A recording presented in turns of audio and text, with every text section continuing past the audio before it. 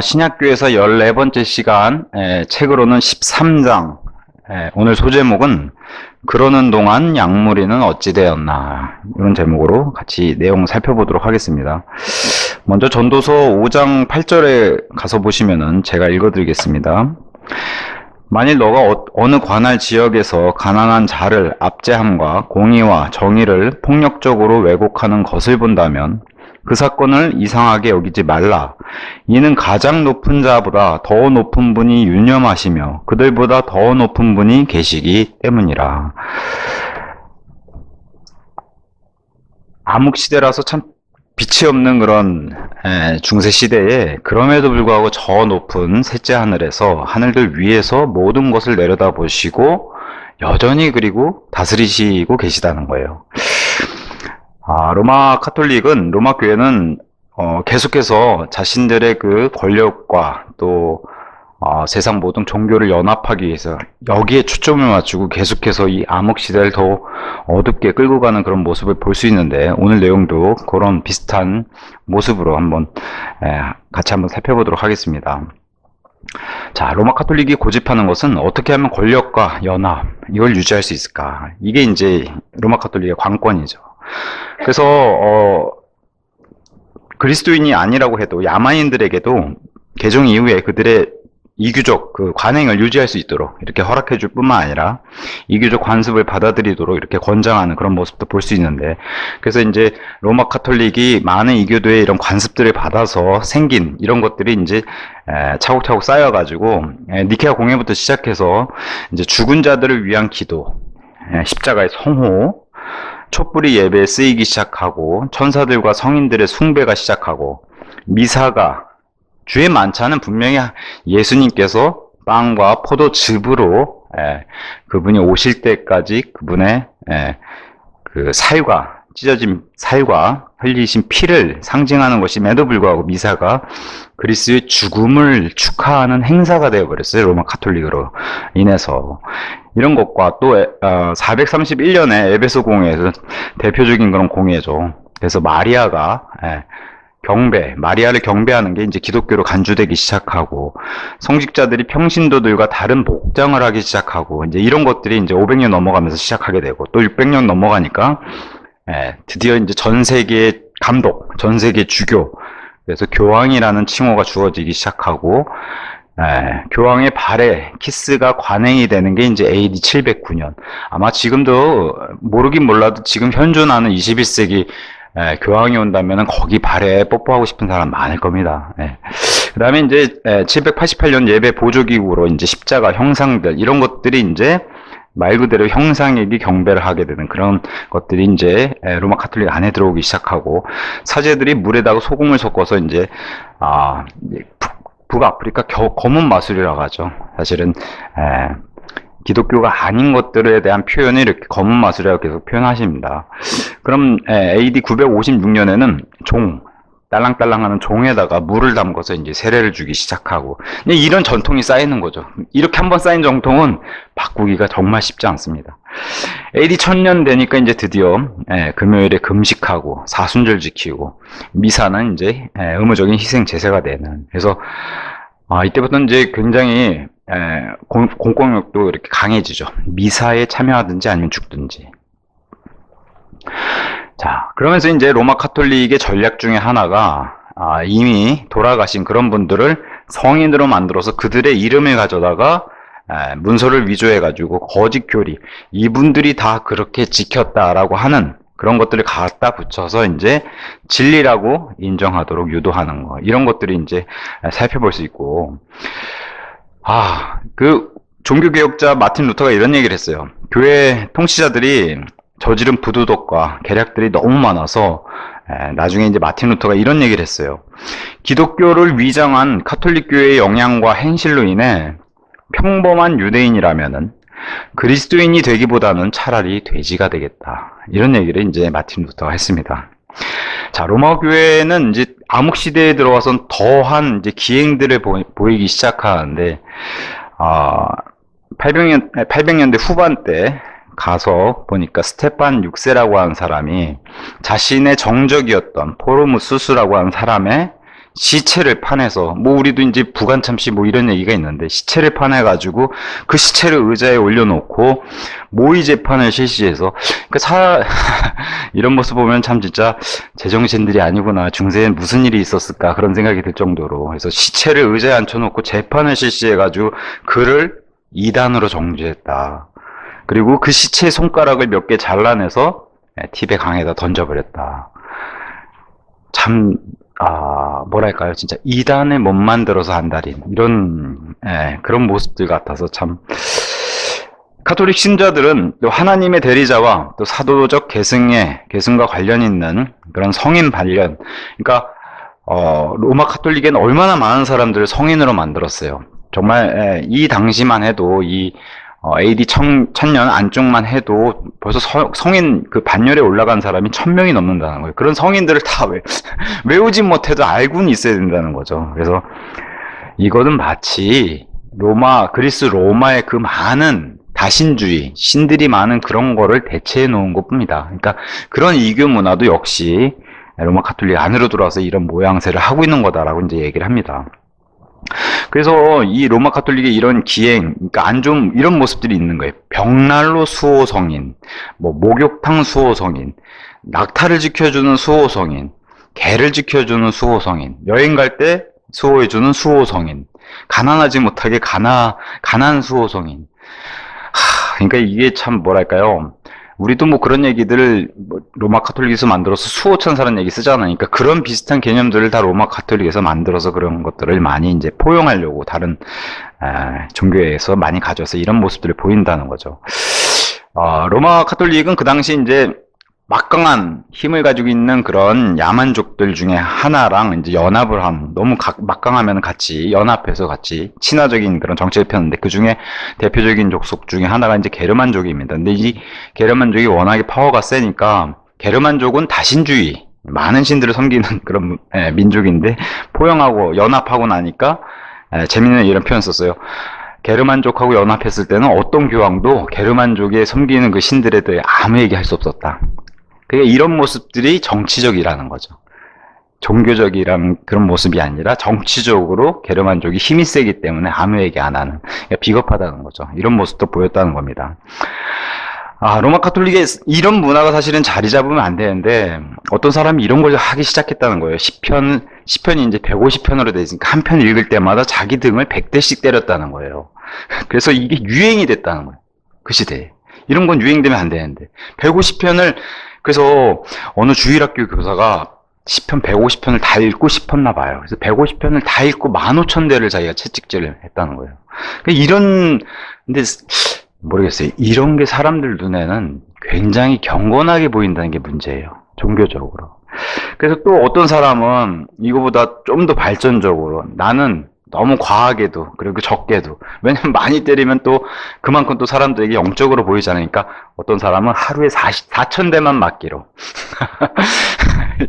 이게 벌로 뭐 죄를 지어서 맞았는데 이게 4,000대가 어마어마한 건데 4,000대까지만 허용하는 걸로 어떤 사람이 그렇게 해서, 이게 그 당시에 이게 얼마나 복음적인가, 이렇게 유행이 됐다는 거예요. 그래서 복음적 실행으로 불린 이것은 나중에 여기 도미니칸 수도승이라고 하는 도미니칸 수도회가 나중에는 굉장히 그 로마 카톨릭이 안 좋은 일들을 많이 하는 곳인데, 굉장히 명성 있는 곳이에요. 근데 이런 곳에서조차도 이런 게 유행이 돼가지고 도미니칸 수도승, 그 다음에 프란시스카 수도승들에 의해서 채택이 돼버려요. 이 채찍질 자체가. 그래서 지금도 하잖아요. 지금도 수녀들이 이렇게 골방에 들어가서 채찍질 때리고. 그래서 이 희한한 자기 스스로의 속죄 방법이에요. 이게 로마 카톨릭식 채찍으로. 그래서 독일, 이탈리아, 영국으로 해서 13세기, 14세기까지 퍼져가지고 나중에는 이게 이제 더 희귀한, 더 기괴한, 허리를 채찍질 하던가 아니면 가죽끈으로 막 나를 꽉 묶는, 그러니까 이거는 사실은 우리가 봤을 때는 비정상적인 좀 자기 학대의 그런 쾌감? 막 이런 비정상적으로 이제 발달을 해 나가는 거죠. 근데 이런 풍습이 계속해서 끊어지지 않고 이어져 나왔다는 겁니다. 그러다 보니까 이제 로마 카톨릭은 행위로 얻는 구원의 교리가 강하기 때문에 속죄를 위한 행위가 굉장히 강해요. 근데 기존에는 이게 뭐 순례라든가 순례길, 묵주 굴리기라든가 촛불을 켜놓기, 헌금에 액수를 올리기, 이런 거 대신에 이제는 더 심각한 게 들어왔다는 거예요. 돈으로 이걸 살 수 있는, 우리가 다 알고 있는 면죄부가 이제 들어오기 시작하는 거예요. 사고 파는 행위가 이제 바로 이 딱 시기도 참 적절하게 암흑 시대에 이게 들어왔다는 거예요. 면죄부가. 원래 면죄부라는 것은 이럴 때 줬다는 거예요. 어떤 사람이 무릎을 꿇고 순례하고 막 이런 고행을 하잖아요. 예수님이 뭐 12번 넘어졌으면 거기다 나도 12번 넘어지고 막 이런 걸 하잖아요, 이 사람들은. 근데 이런 할 수 없는, 내 몸 상태가 그걸 할 수 없는 상태, 아니면 몸이 나약해서 내 몸 스스로, 아니면 딴 사람이 때리는 채찍을 맞을 수 없는 그런 연약한 상태일 때, 이럴 때 이제 헌금으로 대신하는 제도였는데, 이게 돈 많은 사람들이 이게 사업화, 그러니까 로마 카톨릭이 이것을 사업화 시켰다는 거예요. 헌금이 많이 들어오니까. 그래서 심지어는 마틴 루터 시대에 술집을 운영하는 사람들이 워낙에 돈 장사가 잘 되니까 이 사람들이 수도승이나 사제의 비용들을 다 대주고, 수도승은 사제들은 그 사람의 죄를 면해주고 하니까 엄청나게 죄를 저지르고 헌금 내고 또 면제받고, 이러한 사이클이 돌아가는 이런 좀 우울한 그런 시대라고 이제 얘기를 합니다. 자, 우르반 2세라고 하는 사람이 지도자로 있었을 때 클레르몽 공회라고 1095년에 열린 이 공회에서 드디어 그 유명한 이제 십자군 전쟁의 그 신호탄을 쏩니다. 팔레스타인 땅을 차지하고 있는 투르크족, 그 팔레스타인 땅, 그러니까 로마 카톨릭 교도면은 예루살렘으로 이제 순례길을 떠나야 되는데, 거기에 가면은 그 투르크족 때문에, 불안한 치안 때문에 이걸 걱정해가지고 이 우르반 2세라는 사람이, 우리가 저 불신자들로부터 저 땅을 되찾아야겠다. 그래서 이 불신자들과 하는 이 십자군 전쟁에 참여한 사람은 무슨 죄든지 모조리 용서해주겠다 하는, 이 뭐랄까요, 조건부 영생의 구원을, 관용을 베풀어. 이게 참 관용이라는 표현하긴 그렇지만 어쨌든 이런 교황이 관용을 베푸니까 이런 것들이 이제 십자군 전쟁에 많은 젊은이들이 참여하게 되는 그런 교두보가 된 거죠. 자, 예수회라고 로마 카톨릭이 나중에 하부 조직이 생기는데, 이 예수회의 신학에서 가장 치명적인 게 바로 이겁니다. 목적이 수단을 정당화한다. 굉장히 우리 같은 뭐랄까요, 성경대로 믿는 사람들은 절대 해서는 안 되는, 왜냐면 결과만 보고, 사실이 이것은 세상에서도 안 쓰는, 세상에서도 좋아하지 않는, 왜냐면 뭐 세상에서야 뭐 많이 경쟁사회고 그러니까 결과를 더 우선시할 수는 있겠지만, 믿는 사람이라면 그 과정도 아름답게, 그죠? 그거를 적법하게 애쓰는 거를 하나님이 다 보고 계신데, 이 과정 다 건너뛰고 결과만, 그래서 결과만 오르면은 목적을 정당화한다. 사실 이게 믿는 사람들에게도 이런 모습들이 들어와서 이게 참 문제가 되는 겁니다. 그래서 마태복음 16장에 예수님을 말씀하신 그 반석 위에 짓는 그 교회는 로마 카톨릭 교회다. 이 왜곡된 해석이 굉장히 심하잖아요. 그래서 로마 카톨릭 교회는 무슨 수를 쓰든지 주로 이제 힘으로 하는데, 자신들의 그 시스템이나 교회 체제를 유지해 나가야 하기 때문에, 안 그러면 자기네 이 교회 체제가 완전히 무너져 버리잖아요. 마태복음 16장에 그 교회가 로마 카톨릭 교회가 아니라 그러면. 그래서 어찌하든지 이 연합과 자신들의 이 체제 유지를 위한 파워를 유지하기 위해서 이걸 제일 최우선으로 고려한다는 거예요. 자, 그래서 이제 럭한 박사님 질문을 던져요. 그러면 무엇이 최종 권위인가? 물론 로마 카톨릭은 권력, 그 다음에 모든 종교를 통합하는 연합, 이런 게 이제 우선이겠죠. 근데 이제 우리에게도 중요한 질문이죠. 무엇이 최종 권위인가? 근데 이 당시에 이제 방금 전에 이제 십자군 전쟁이 일어나는 이 시기에는 라이벌이 생겨요. 라이벌 아닌 라이벌이. 우리도 말씀이 있다라고 코란을 들고 나오는 이 이슬람교가 생겼기 때문에, 이 이슬람교는 겉으로 보기에도 이들도 만만치 않잖아요. 자신들의 말에도 영감이 있다고 주장하고, 사실은 사람 눈에는 이슬람교가 더 경건해 보일 수도 있어요. 로마 카톨릭보다. 왜냐면 로마 카톨릭은 말씀을 안 보잖아요. 그래서 오히려 이들을 통해서, 무슬람의 등장을 통해서 저들에게 말씀의 최종 권위에 대한 이런 것들을 도전을 받았다고 하는데, 어쨌든 이제 이 시기에 이제 무슬림이 등장한 시기입니다. 우리가 아는 모하메드가 이제 570년에서 630년을 살다가 이제 630년에 그렇게 이제 세상을 떠난 사람인데, 53세에 9살짜리 소녀와 결혼한 이 사람도 뭐 일반적이진 않죠. 어느 날 이제 자살하러 가기 위해서 어떤 산에 갔다가 뭐 이슬람의 자신들의 신도 주님으로 부를 수는 있죠. 그래서 주여 유대인들과 그리스도인들을 파멸해 주소서. 사실 이게 기도라는 것도 더 놀랍지만 이렇게 기도를 했더니 가브리엘이 나에게 다가왔도다 하면서 가브리엘의 이런 엄청난 참 이건 사실 이런 것들을 저는 현실이라고 부르고 싶지는 않지만 어쨌든 현실로 얘기하겠습니다. 그래서 제정신인 건 같지는 않은데 어쨌든 이런 현실을 보고 가브리엘의 부르심을 받았다고 해요. 그래서 정기적으로 천사들의 정기적인 방문을 받았다고 하는데 이 정도면 사실은 정상은 아니죠, 진짜.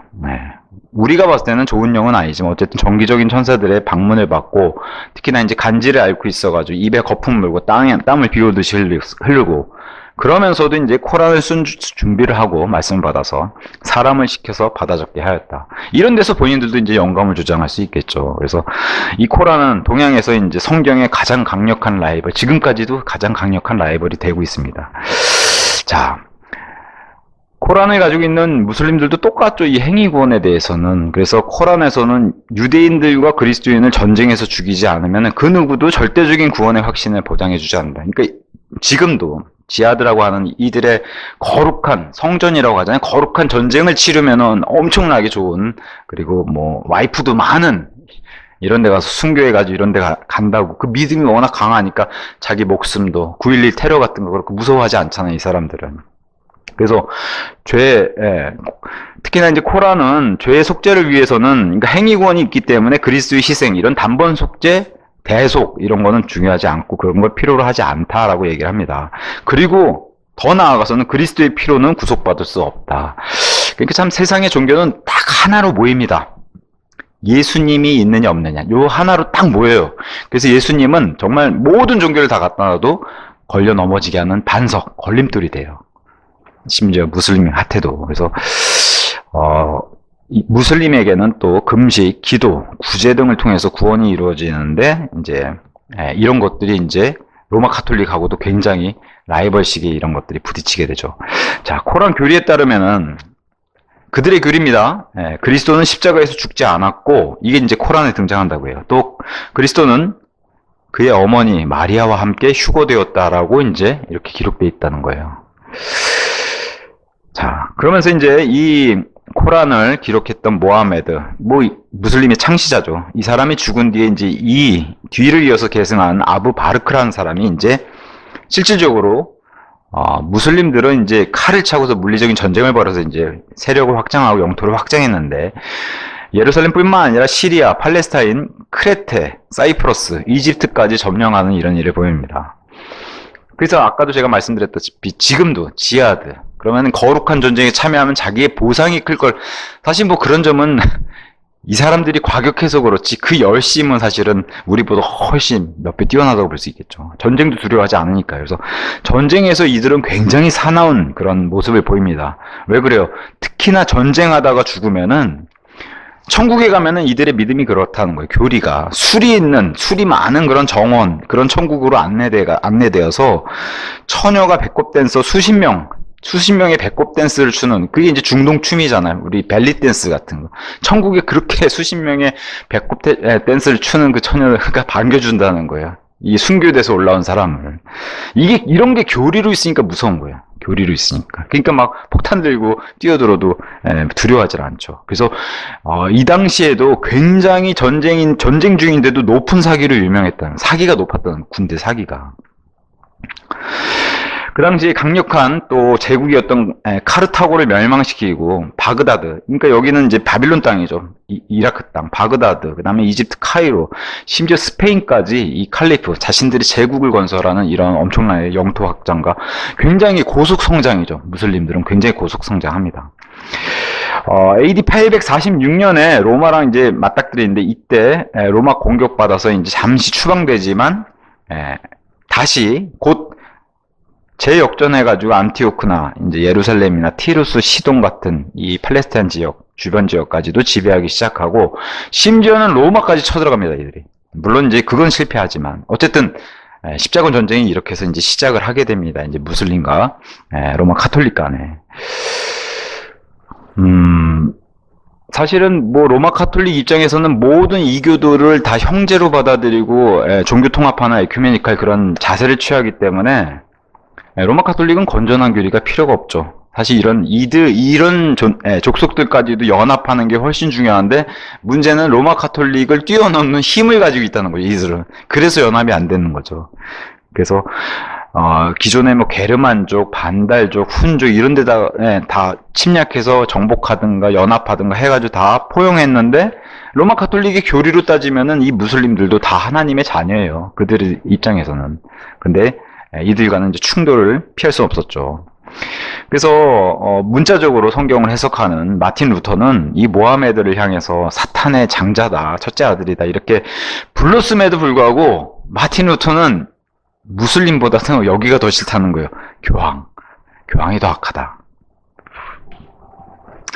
자, 이 시기에는 또 한 가지 또 봐야 되는 포인트 중에 하나가, 콘스탄틴 대제가 이제 콘스탄티노플로 수도로 옮겨서 동방교회, 서방교회가 나뉘게 되는데, 결국에 시간이 지나면 한쪽은 교황, 한쪽은 뭐 황제가 세워지던가, 아니면 한쪽은 교황, 한쪽은 총대주교, 뭐 이렇게 해서 이제 권력이, 물론 동방교회가 좀 약하긴 하죠. 로마의 지배를 받는 거니까. 근데 이게 스물스물 이제 권력이 올라가니까 서방교회인 교황이 불편하죠. 이렇게 해서 이제 갈등이 시작됩니다.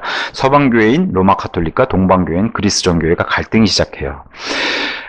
럭커 목사님이 봤을 때는 그나마 동방교회가 조금 낫다는 거예요. 로마 카톨릭보다는. 왜 그래요? 일단은 이 소아시아에 위치하고 있고, 또 기독교적인 도시인 안티오크랑 비교적 가깝고, 그래서 기독교적인 동양 쪽에 가깝기 때문에 좀 더 성경적이다 이렇게 얘기하고, 그 다음에 이제 사용한 필사본이 로마 카톨릭보단 낫다는 거예요. 그래서 우수한 필사본을 사용하게 했고, 그 다음에 훌륭한 설교자들, 그래서 크리스토스 소스톰, 이 유명한 사람이 동방 그리스 정교회에 있었던 이런 설교자였기 때문에 훨씬 훌륭한 설교자들이 있었고, 로마에 비해서 정치 권력이 로마의 그래도 통치를 받는 그런 조직도를 가지고 있었기 때문에 덜 부패하였다, 이제 이렇게 얘기를 합니다.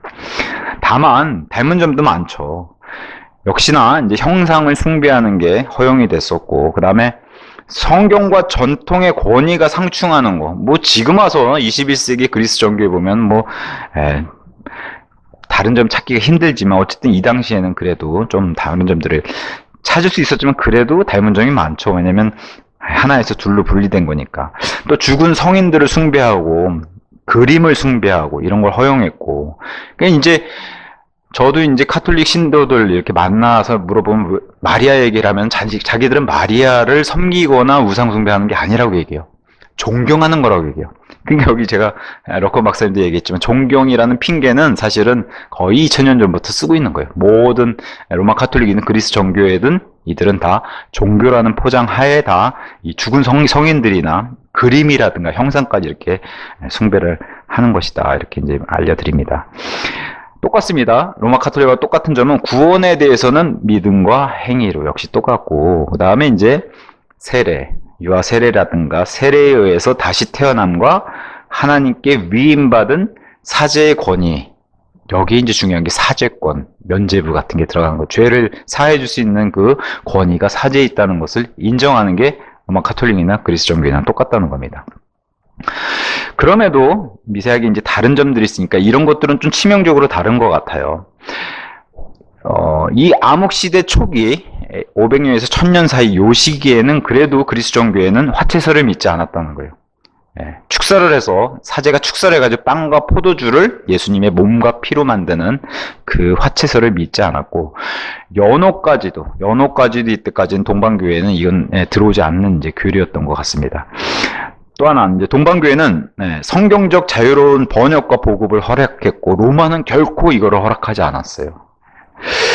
그 다음에 이제 로마 교황은 엄청난 권위와 무호성이 있다. 이거를 이제 그리스 정교회는 받아들이지 않았어요. 이런 것들이 이제 갈등을 키우는 거죠. 로마 교황에 대한, 여기는 권력을 계속 키워나가야 되는데 그것에 대해서 조금씩 이런 권위를 인정하지 않는 점이 갈등의 씨앗이 된 거라고 우리는 충분히 알 수가 있습니다.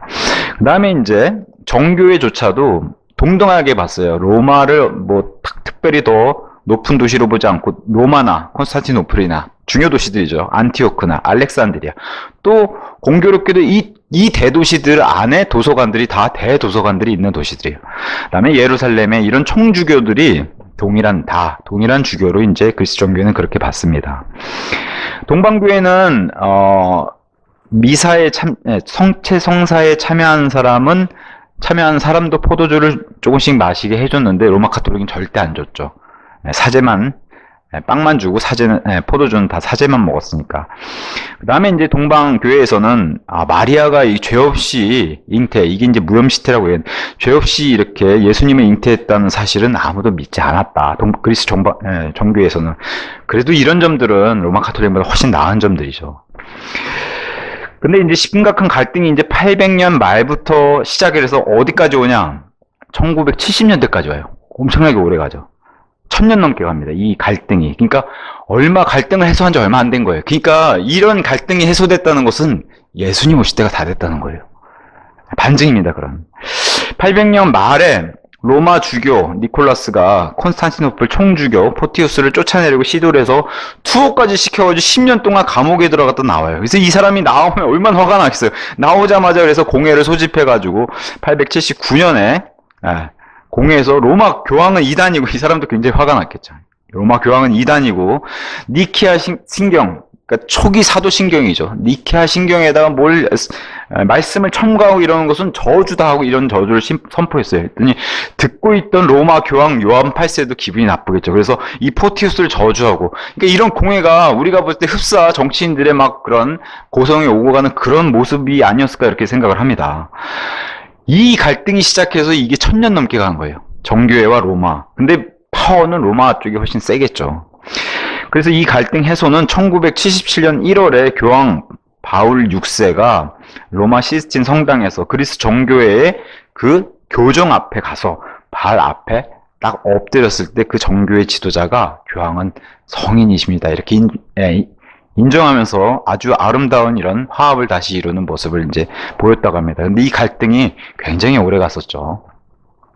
자, 로마 교회는 한 번도 이걸 놓치고 싶지 않았던 것 같아요. 교황부터 시작해서 주교도 사제들도 마찬가지로 권력입니다. 권력. 그래서 로마의 강력한 제도, 자신들이 가지고 있는 파워 중에 강력한 게 이 파문입니다. 심지어는 왕까지 날릴 수 있는 파문. 이게 어마어마한 파문이에요. 근데 이거를 다 종교로 흔드는 거예요. 로마 카톨릭이 얼마나 유럽을 덮고 있었는지 성사들을 못해가지고 백성이 불안해하고 이러면 나라가 막 흔들렸다는 거예요. 왕권까지도. 그래서 일단 주교들은, 교황은 무호하신 분이기 때문에 교황만 제외하고는 모든 사람의 직업이건 몸에 다 파문할 수 있는 그런 파워를 가지고 있었고, 교황은요 주교들까지 파문할 수 있는 진짜 무소불위의 권력이죠. 이런 걸 가지고 있었던 사람. 그래서 교황은 무죄한 사람. 이렇게 이제 신적인 존재까지도 올라가게 됩니다. 파문이 얼마나 무섭냐. 사람들이 이런 걸 못 받으면 불안해한다는 거예요. 일단 유아세례 이런 거 못 받으면 우리나라도 사실 우리야 진리를 믿고 구원받고 해서 이런 것들을 두려워하진 않지만, 제가 지금도 우리나라 연예계 심지어 창피한 것 중에 하나가 헐리우드 배우까지 초대해가지고 돼지머리에다 고사 지내라고 거기다 절하라 그러고, 그러니까 뭐 유명한 헐리우드 배우가 놀래더라고. 아니 돼지머리 보고 막 고사 지낸다고. 못 버리는 거예요. 그걸 안 하면 이거 안 하면은 설사 이걸 안 하지도 않지만 그거 안 하면 영화 망할까봐. 그겁니다, 종교가. 그러니까 로마 카톨릭이 잡고 있는 거는 이걸 안 하면 사람들이 불안해서 못 견디는 거예요. 또 나는 이거를 해야지 구원도 유지되고 이러는데 이걸 딱 끊어버리니까 굉장히 아킬레스건이죠. 그래서 성체성사, 미사에만 끊임없이 참석해도 그냥 자연스럽게 구원받는 줄 알았는데 그걸 못하게 하니까 굉장히 불안해하는 겁니다. 그러면은 바로 이들에게 공포가 뭐예요? 또 사제들이 가만히 있겠어요? 지금은 파문 시기니까 못하지만 이걸 못하게 되면은 지옥에 가게 됩니다. 이러면 거의 반 미치지 않겠어요? 정말 이 종교심 있는 사람들은. 그러니까 자기가 원하는 방식대로 마음껏 저주했다는 거예요. 이 주교나 사제들이 그런 권리를 가지고.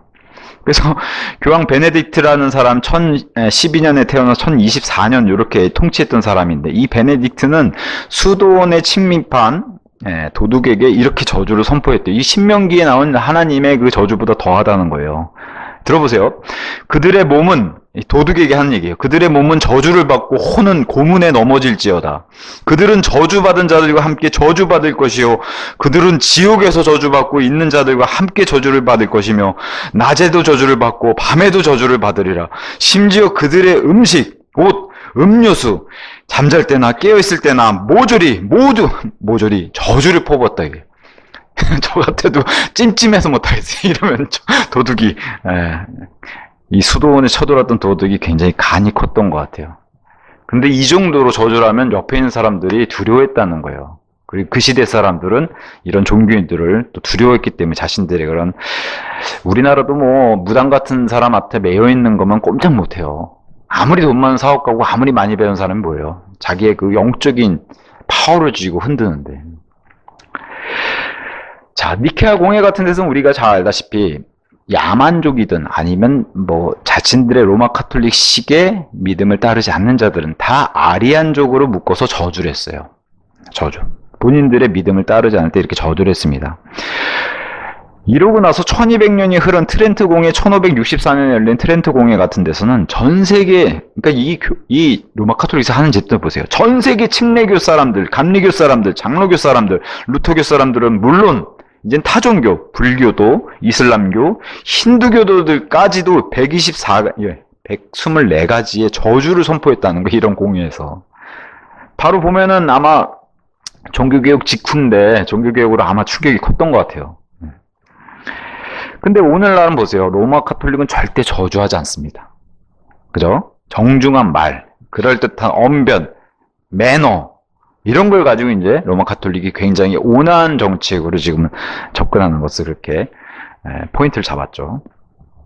자, 이런 파문에 대한 이런 파워도 가지고 있었지만 성모금지령이라고 해서 이런 것들이 바로 이제 국왕이나 이런 사람들, 높은 사람들의 그런 파워들, 이런 사람들을 교황에게 순종하지 않으면 왕좌에서 몰아낼 때 사용하는 정치적인 도구가 바로 성모금지령이라는 거예요.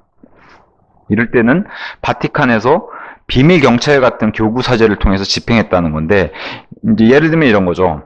똑같습니다. 파문하고 비슷한데 뭐냐면 어떤 마을이든 대도시든 아니면 국가 전체든 성당문을 닫아버리는 거예요. 그러면 이제 아예 국가가 그냥 난리가 나는 겁니다. 왜냐면 뭐 사람이 죽으면은 그 사람한테도 성사를 해야 되고, 누가 병들면 성사해야 되고 그잖아요. 애가 태어나도 성사해야 되고 묻어야 되는데 이런 걸 하나도 안 하는 겁니다. 그러면 이제 뭐랄까요, 이 종교적인 이런 문화에 깊숙한 그런 사람들은 못 견뎌 하는 거예요. 이 사람들이 왕을 날리지 교황을 날리진 않는다는 거예요. 성당문을 열어달라고 하지.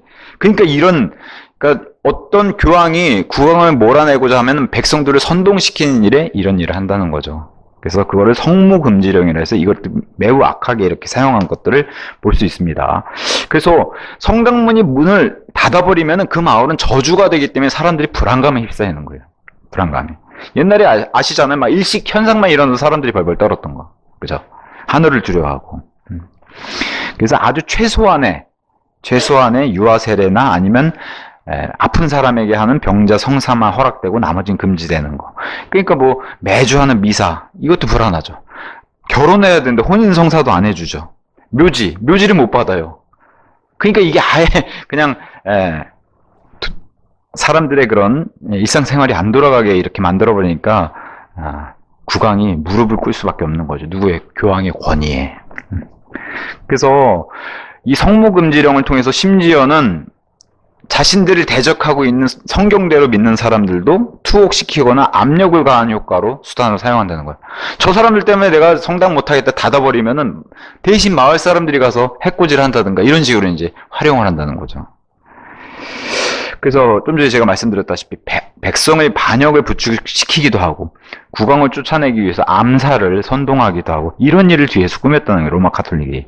그러면서도 다 하나님의 일입니다. 이게 제일 무서운 말이에요. 그죠? 다 하나님의 일입니다. 제일 무서워 이 말이. 다 하나님의 영광입니다. 아까 예수의 목적을 위해서는 수단을 가리지 않는 거. 다 하나님의 영광입니다. 이러면 끝나는 거예요. 그죠? 얼마나 무서운 말인지 몰라요, 이게. 그래서 심지어는 카톨릭 사제들이 빚을 안 갚아도 되는, 권력이 높으니까요. 빚을 안 갚아도 되고, 도둑질을 했는데도 나 사실 도둑질한 게 아니라 쟤랑 알리바이가 있어. 이렇게 꾸미기만 해도 사제들은 다 용서를 받고, 심지어는 사제들이 간음을 해도 괜찮고, 이런 게 바로 목적이 수단을 정당화할 수 있는. 그래서 목적이 수단을 정당화할 수 있으면 다 하나님의 영광을 위해서입니다. 음행도 정당화했다는 거예요. 내가 과부를 위로해 주려고 그랬습니다. 이러면 끝난다는 거죠. 그러니까 이게 코에 걸면 코골이, 귀에 걸면 귀걸이죠. 권력이 높으니까 그냥 자기들이 마음대로 했다는 겁니다. 그러면서 이제 로마는 축제들도 많이 만들어내죠. 대천사 미카엘 축제, 뭐 가장 큰 축제들이에요. 부활절, 지금도 있는 할로윈데이, 이거 다 로마 카톨릭에서 만들어낸 것이고, 로마 기독교인이 봐도 이상하죠. 할로윈데이 같은 경우. 왜 그래요? 이게 다 이교도에서 들어왔기 때문에 그래요. 전혀 기독교스럽지 않은 이유가.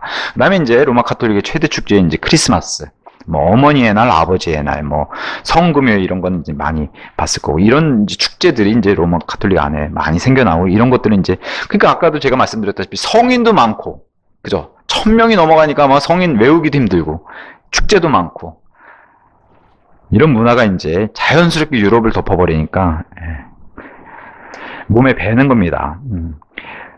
그 다음에 이제 그리스도와 마리아 자체를 이제 아예 그리스도와 마리아 포함 모든 성인들을 형상, 깎아서 만든, 아니면 그림으로. 그래서 로마 카톨릭의 그런 성화라는 게 많잖아요. 머리 뒤에 뭐 이렇게 해처럼 그려가지고 이런 형상이라든가 이런 것에 경배하는 것이 그리스도인의 의무라고 말하기 시작하는 이런 것들이 이제 들어오는 거고. 그래서 이런 식으로 또 변명을 했다는 거예요. 성경을 읽을 수 없는, 그러니까 문맹률이 낮잖아요. 문맹률이 높잖아요. 그러니까 그럴 때는 성경을 읽을 수 없는 사람들에게 이 형상, 심지어는 깎아놓은 인형까지도 얼마나 특별한 가치가 있냐. 이들의 믿음을 도와주지 않냐. 참 이게 무서운 거예요. 그럴싸하잖아요. 그치? 사람 마음 약하게 하고. 근데 뭐예요? 정면으로 진리랑 부딪히는 건데 하나님 하지 말라는 1, 2계명을 다 어기는 것이니까요. 자. 심지어는 그래서 로마 카톨릭뿐만 아니라 콘스탄티노플 교회에서도 AD 843년쯤에는 이제 정교회의 일요일이랑 이렇게 부르면서 형상 숭배 교리를 공식적으로 제거하고 교회 안에 형상과 우상을 설치하지 않은 교회는 이단이라고 선포하는 그리스 종교에서도 이런 모습을 보이면서 이제 나오기 시작했습니다. 교황의 파워가 이렇게 높아지니까 교황이 편지 써주면 뭐 대대손손 가보죠, 가보. 그렇잖아요. 우리나라도 뭐 대통령이 써주는 뭐 친필 뭐 편지라고 하면 뭐 이건 주변의 자랑, 뭐 시계만 받아도 자랑하는데, 그죠? 근데 이 교황의 서신, 특히나 유럽을 다스리는 교황의 서신이면 뭐 성경 위로 올라가겠죠, 당연히. 그래서 카톨릭 회원이라면 뭐 아예 더 할 거고, 카톨릭 회원이면 무조건 성경의 권위보다 더 권위 있음을 인정할 수밖에 없다는 거예요. 그래서 교황의 서신으로 이런 걸 적어줬다는 거예요. 백성들의 언어로, 그들의 방언으로 성경을 읽는 것은 유익보다는 해가 된다. 읽지 말란 소리를 이렇게 합니다. 피오 4세란 사람은 평신도들은 그들의 고해 신부나 교구 사제가 유익하다고 판단 내린 경우가 아니면은 심지어 카톨릭 성경도 읽지 마라. 그렇게 주교들에게 지시했다는 겁니다. 이 시대가 바로 성경이 금서가 되는 시기죠.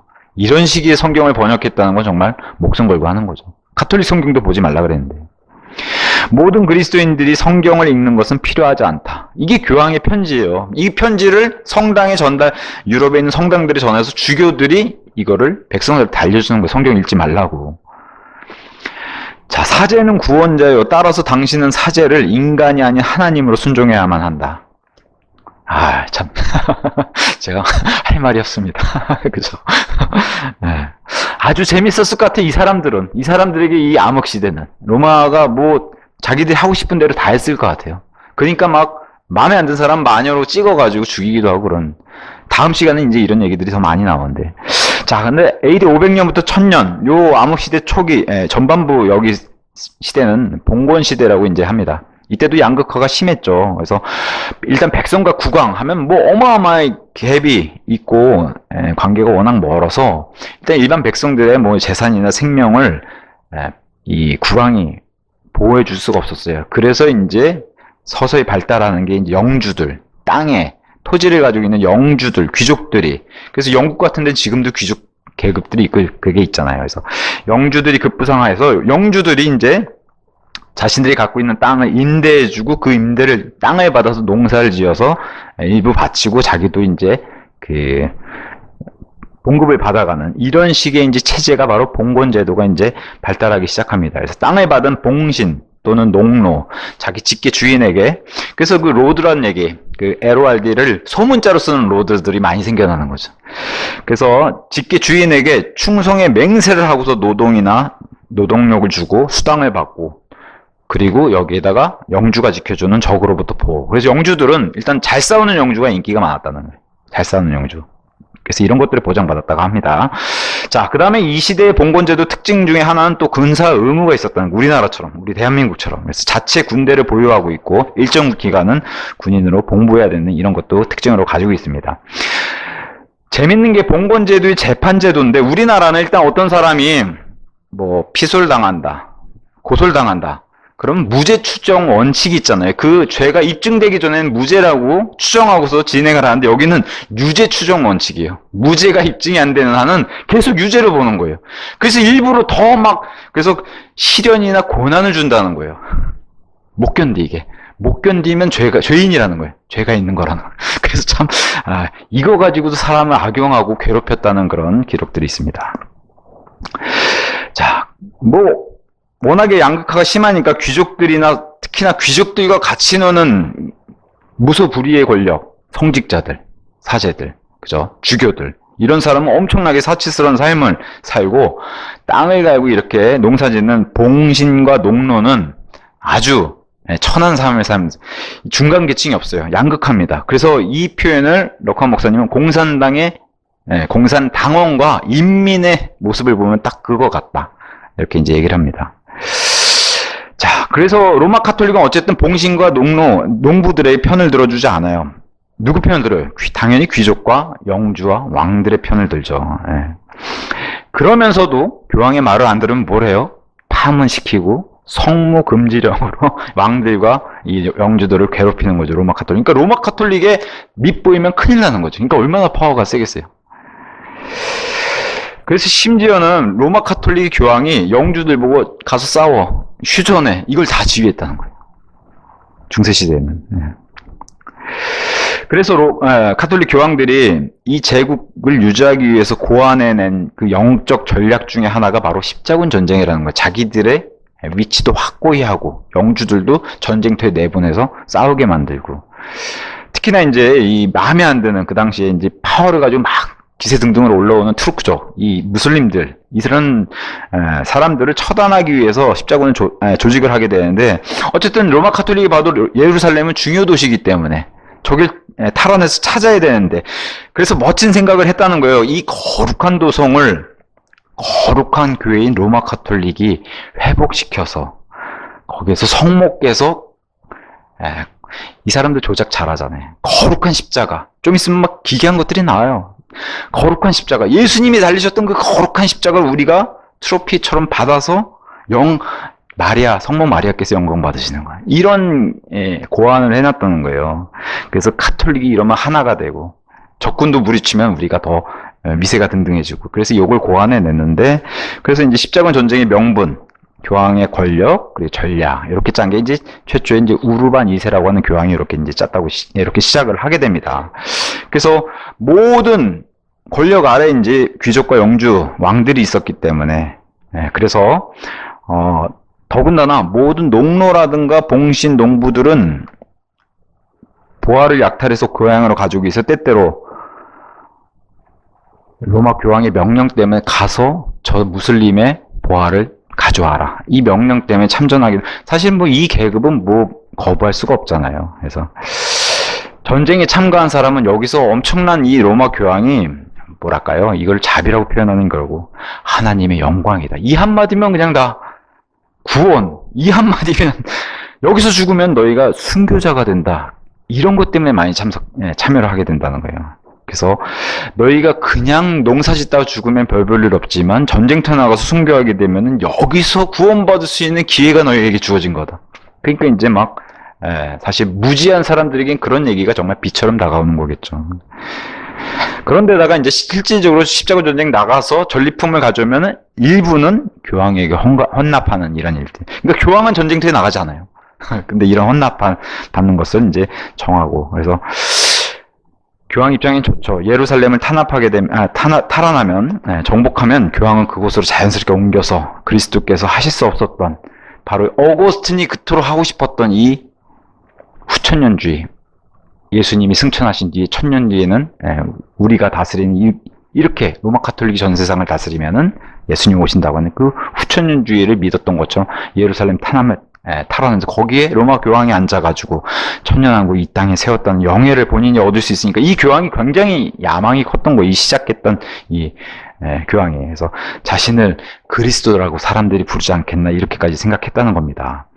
그래서 이 십자군 전쟁이 딱 기로해서 이제 티아티라 시대에서 이제 AD 1000년이 넘어가는 이제 사르디스 시대로 넘어가게 되는 그 기점에 이제 십자군 전쟁이 터집니다. 그래서 사르디스는 붉은 자들이란 뜻을 가지고 있는데 우리 계시록에는 죽은 교회라고 쓰죠. 죽은 교회. 그래서 붉은 자들. 그래서 워낙에 피들을 많이 흘렸어요. 이 사르디스 시대에. 그래서 십자군의 피, 그 피 묻은 시체들 이렇게 표현하기도 하고 또 이 시대에 또 유럽을 강타했던 흑사병 이런 시체들, 거룩하지 못한 어머니 교회, 이 지옥 같은 창녀들의 어미, 이런 시대가 바로 사르디스 시대다. 그래서 근데 카톨릭 작가들이나 이 카톨릭은 이런 암흑 시대에서 얘기하면은 뭐라고 얘기하냐면은 너희들이 증오문학을 또 쓰는구나.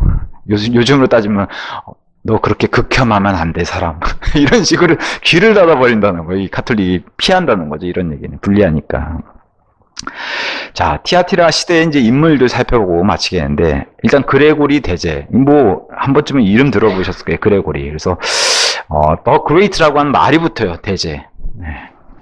그래서 세상에선 어떤 인물이 위대하다고 하면 세상적으로는 엄청난 명성을 떨쳤다는 거예요. 더 그레이트. 우리 성경에도 헤롯 더 그레이트 하면 헤롯 대왕 이렇게 얘기하잖아요. 그래서 그레고리는 모든 교황들과 마찬가지로 유럽의 모든 나라를 전체주의적 교회로 통합하여서 자신이 그 교회의 수장이 되고자 했어요. 그래서 집안도 좋아요. 로마 원로원, 이건 금수저죠, 금수저. 로마 원로원 집안에서 태어나서 교황이 되기 전부터도 총독이었고, 그리고 아버지가 죽자 수도승이 됐고, 어머니 역시도 과부가 돼서 수도원으로 들어갔고 어머니는 성인 반열에 올라가요. 성인 반열에 올라가고 그다음에 이 그레고리는 잘 풀려서 교황이 되자마자 이탈리아에 있는 독립 종족을 살해하면서 이제 자기 활약을 시작하게 되고 또 종교적인 활동으로는 연옥을 사람들에게 전달하고 목사들은 결혼하지 말아라 이렇게 금지시키고 베네딕트 수도원장 어거스틴을 그 유명한 어거스틴은 영국으로 보내서 영국을 로마화시키고 초토화시키죠. 이런 걸 시켰던 그런 인물이었고 그래서 카톨릭 백과사전에는 이 인물에 대해서 혼들의 의사다. 카톨릭만 좋은 거죠. 사실 카톨릭 반대에 있는 사람들은 괴로운 건데 혼들의 의사다 이렇게 돼 있습니다. 자, 필립 샤프는 이 사람을 또 찬양하겠죠. 그래서 그레고리는 대교황이라고 불러야 돼. 대교황. 대교황이라고 붙여준 칭호는 아주 옳은 일이다라고 이렇게 찬양하면서 이 그레고리란 사람은 위대한 성경 박사 중 한 분이면서 교회에 권위 있는 교부들 중에 한 분이라고 이렇게 평을 했습니다. 또 몬탈 램버트라는 사람도 이 위대한 교황은 로마와 이탈리아를 구하셨고 활력과 겸손으로 다스렸으며 전 세계의 그리스도인으로서 완벽한 모범을 보이셨습니다. 아주 대단하죠. 참 진짜. 네. 그레고리는 이렇게 살아생전에 통치할 때 이렇게 주장했어요. 경건한 카톨릭 신도들은 이단을 죽여야 한다. 이게 참 무서운 겁니다. 결과만 괜찮으면은 과정은 괜찮다는 거예요. 목적을 위해서는 그 얘기를 계속 하는 겁니다. 그레고리의 성경 해석 방법 참 기가 막힙니다. 풍요를 주로 이게 북아프리카 알렉산드리아 기법이라서 이런 거예요. 욥이 아니라 그리스도라는 거예요. 욥을 안 보고 욥은 그리스도다. 욥의 아내는 욥의 육신적인 성품이다. 7 아들들은 사도들과 성직자들이고 욥의 3 딸은 3 종류의 충성된 평신도다. 욥의 친구들은 이단들이고 7,000마리 양은 완전한 그리스도인들이다. 라고 해요. 이러면 성경을 읽어도 아무것도 모릅니다. 이 사람이 얘기해 주는 것만 믿어야 되는 거예요. 성경을 이 사람한테 가져가서 해석을 해달라 그래야 되는 거예요. 이래서 비유 해석이 위험한 거예요. 그래서 이만희가 뜬 겁니다. 아무도 해석을 못해요. 그 사람밖에.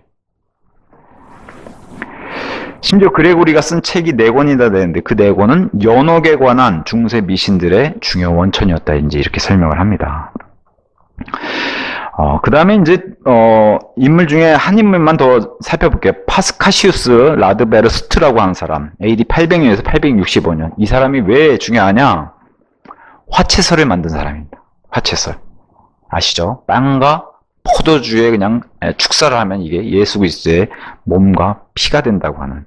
프랑스 출신이고, 베네딕트 수녀들에 의해서 교육받아서 수도 원장을 지냈고, 그러면서 1969년 화채설은 가톨릭 공식 교리가 맞죠. 지금도 사용하고 있는 공식 교리고. 그래서 이 화채설을 믿지 않는 사람은 하나님의 저주를 받은 자.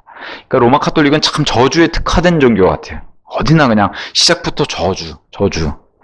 근데 보세요. 지금은 온화 정책으로 바뀌어서 절대 저주하지 않습니다. 뒤에서 하는지 몰라도. 그죠?